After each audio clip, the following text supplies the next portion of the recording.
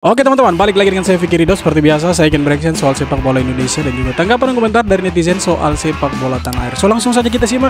Tapi sebelum itu jangan lupa untuk like, comment, dan subscribe. Dan jangan lupa juga untuk nyalakan lonceng notifikasinya. Let's go!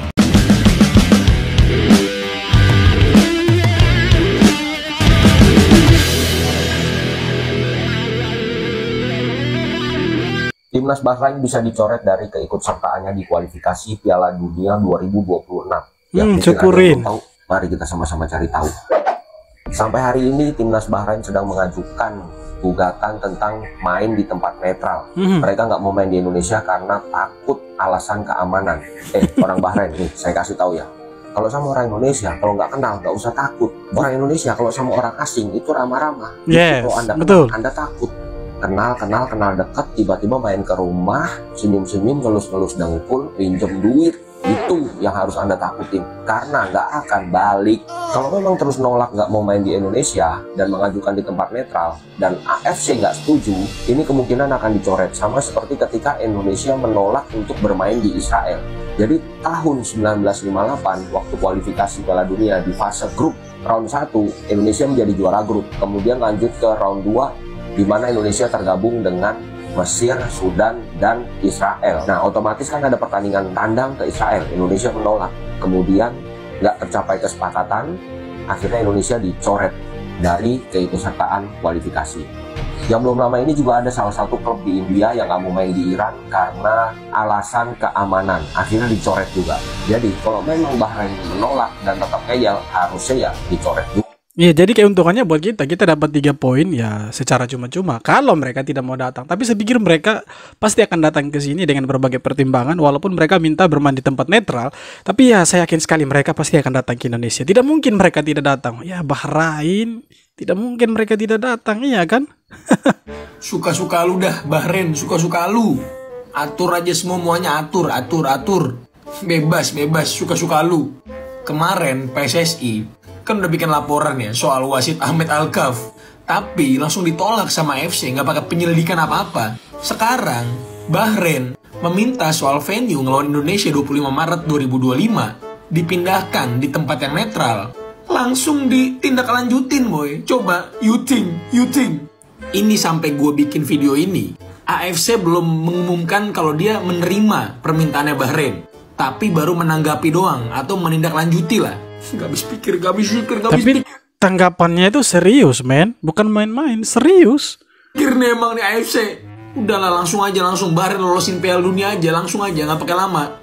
Ternyata kalau dipikir-pikir kayak Malaysia lebih mending ya daripada Bahrain ini ya. Ini udah kebangetan. Kemarin ya gue bikin pembahasan dan gue yakin kalau misalnya permintaan Bahrain ini bakal disetujuin boy. Beneran ditindaklanjutin dong. Kita tunggu aja ya boy ya. Harusnya arahnya sih udah jelas ya bakal kayak gimana endingnya. Semua perdramaan sepak bola Timur Tengah ini. Kalau emang lu pengen lolos Piala Dunia, sono dah gih. Gak apa-apa, gue udah capek. Tapi begini teman-teman, dari FIFA itu mau panggil, FIFA dan AFC ya, mau panggil Federasi Sepak Bolanya Bahrain, kemudian panggil PSSI untuk ya berbicara lebih lanjut soal pertandingan di Indonesia dan kemungkinan yang terjadi dengan sepak bola Bahrain nanti. Bukan sepak bola sih, tetapi ya, pemain-pemain mereka dengan staff-staffnya mereka lah, semualah satu tim itu. Jadi saya pikir kalau mereka datang ke Indonesia, mereka tidak akan diapa-apakan. Pasti mereka akan dijamin 100% keselamatannya mereka. Karena ini ya kualifikasi Piala Dunia, tidak mungkin keamanan di Indonesia itu akan lengah, dibiarkan begitu saja ada supporter yang berbuat anarki. Saya tidak yakin itu teman-teman. Ya, jadi kalau mereka datang sini silahkan, pasti akan disambut hangat sama supporter timnas Indonesia, sama pemain-pemain Indonesia, sama Pak Erick Thohir, bahkan sama presiden kita. Pasti akan disambut mereka dengan sangat luar biasa. Itu tidak mungkin dibiarkan mereka terbengkalai teman-teman. Pasti mereka akan disambut dan akan bertanding di Indonesia. Saya sih yakin itu. Ya kalau nanti misalkan itu pun dikabulkan ya, sepak bola Indonesia, bukan sepak bola Indonesia, tapi sepak bola Asia mengalami kemunduran mungkin 40-50 tahun ke belakang, teman-teman.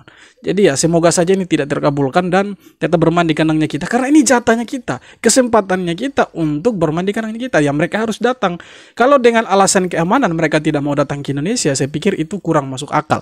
Kenapa? Karena kita punya keamanan juga di Indonesia. Kita punya TNI, kita punya Polri yang siap mengamankan pertandingan Indonesia lawan Bahrain. Jadi kalau mereka memakai alasan keamanan gara-gara netizen Indonesia menyerang mereka di media sosial, ya konyol juga. Ya silakan kalian tidak mau datang ya kan, tapi keuntungannya ada Indonesia. Indonesia dapat 3 poin secara cuma-cuma tanpa bertanding capek-capek melawan Bahrain yang penuh drama itu. Begitu saja, simpel.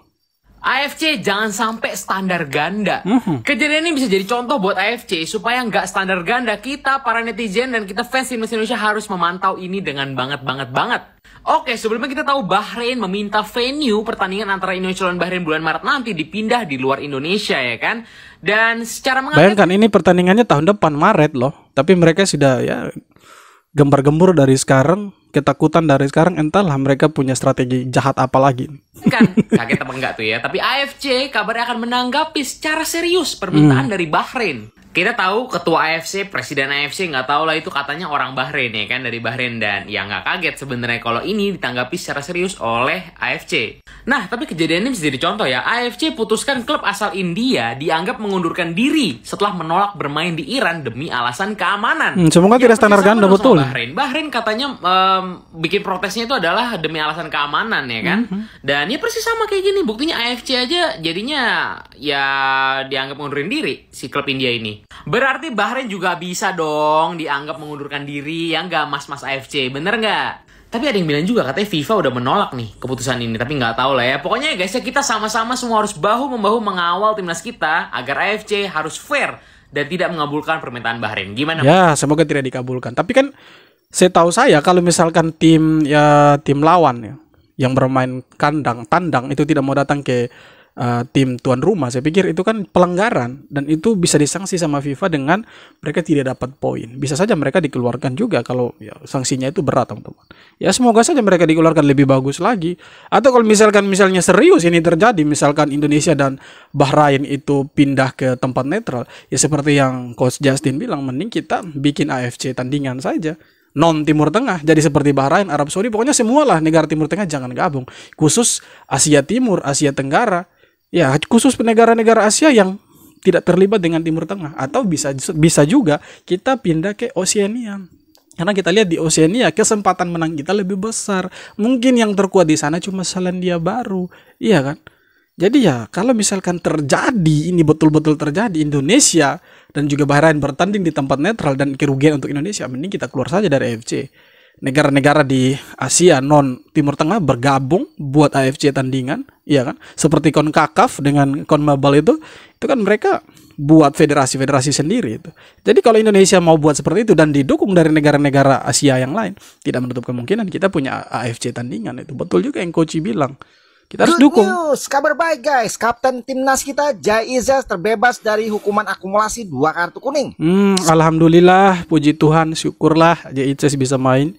Karena kita tahu Izzes ini salah satu pemain kunci, tembok tangguh kita juga di lini pertahanan. Jadi ya semoga. Sebelum kita lanjut, buat yang masih kabar bagus untuk kita nih. Pencet di follow dong. Sikat. Ya, gue kutip dari CNN Indonesia, Pak Sumarji, manajer timnas Indonesia, menyampaikan bahwa kapten kita Jai Izzes bisa bermain nanti di Jakarta ketika Indonesia menghadapi Jepang. Kok bisa bang? Yes, bisa. Jadi kartu kuningnya Jai Izzes itu didapat waktu Indonesia menghadapi Vietnam. Dan kita melakukan pertandingan away di Hanoi. Oh, itu di putaran kedua atau round 2. Sebenarnya tidak dihitung sih. Itu kan sudah round 2. Kita sudah masuk ke round 3 yang tidak mungkin dihitung sih sebenarnya. Pertandingan itu berada di round kedua. Sedangkan kemarin Jai Izzes mendapatkan kartu kuning ketika menghadapi China yang berada di ronde ketiga. Ya, betul. Jadi kartu kuning yang berada di ronde kedua istilahnya dihapuskan, guys. Itu juga berlaku kepada pemain-pemain lainnya ternyata.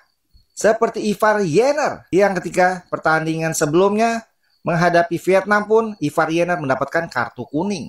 Dan ketika menghadapi Bahrain mendapatkan kartu kuning lagi, tetapi Ivar bisa dimainkan ketika menghadapi China. Ya, jadi hitungannya gitu ya guys. Berarti nanti pertandingan melawan Jepang hanya Ivar Jenner yang mendapatkan akumulasi kartu kuning dan harus menepi sebanyak 1 pertandingan. Nah, untuk melengkapi trio di lini belakang selain Bang Jai dan Miss Hilgers, kira-kira siapa guys yang cocok? Ya, yang paling cocok sih menurut saya Rizky Ridho. Kalau bukan Rizky Ridho ya Kevin Dix. Karena kalau Calvin Verdong dan juga Shane Patinama mereka tuh bisa bermain di wingback. Jadi kalau misalkan trio center back, saya pikir bisa Rizky Ridho, Jai Izzes atau Miss Hilgers. Atau bisa change juga dengan si Justin Hubner atau Kevin Dix. Kevin Dix kan bisa bermain di beberapa posisi, ya kan, bisa di center back juga. Jadi saya pikir ini sangat luar biasa sekali pertahanannya kita nanti, dan kita sih berdoa supaya ketika lawan Jepang kita dapat hasil positif, apalagi kita bermain di kandang terlebih dahulu, walaupun agak sedikit susah. Kenapa saya bilang agak sedikit sulit dan susah? Karena kita tahu Jepang ini kualitas sepak bolanya tidak perlu dibicarakan lagi. Sangat luar biasa kualitas sepak bola mereka. Paling elit mungkin di Asia ini. Dan mereka negara langganan Piala Dunia. Dan mereka belum terkalahkan di kualifikasi Piala Dunia round 3 ini, teman-teman. Jadi mereka salah satu tim kuat di grup C. Dan semoga kita dapat hasil positif nanti ketika melawan mereka. Dan itu salah satu poin untuk kita, supaya kita bisa semangat lagi melawan negara-negara berikutnya ketika kita bermain di kandang, karena kita punya 4 kali bermain di tandang dan 2 bermain di kandang lawan di Australia, dan juga kita akan terbang ke Jepang nantinya, teman-teman. Jadi semoga kita bisa ya berada di peringkat 4 atau 3 setidaknya, supaya kita bisa lanjut lagi ke fase berikutnya di babak playoff, supaya kita bisa maju ke Piala Dunia. Mungkin sekarang terasa lebih berat, tapi saya pikir kalau kita berkaca dari pengalaman-pengalaman sebelumnya, waktu itu Indonesia di ronde pertama kalau tidak salah itu awalnya juga terseok-seok, teman-teman. Tetapi akhirnya kita bisa tembus sampai ke round 3. Bayangkan, teman-teman, awalnya kita terseok-seok gitu. Dan kita juga lawan itu negara-negara seperti Kuwait waktu itu kan. Tapi lihat, kita bisa tembus sampai ke round 3 dan salah satu perwakilan dari Asia Tenggara satu-satunya cuma Indonesia. Ya, kita juga harus optimis bahwa Indonesia mungkin bisa main di Piala Dunia tapi lewat jalur playoff. Ya, kita berdoa sama-sama, kita support tetap mereka. Jangan sampai berkurang support kita ke timnas. Ya, walaupun mereka kalah imbang, kita tetap support mereka, dukung mereka supaya mereka bisa bermain lebih baik, dan kita ini menjadi api, pemantik untuk membakar semangat mereka untuk menampilkan permainan yang terbaik di lapangan.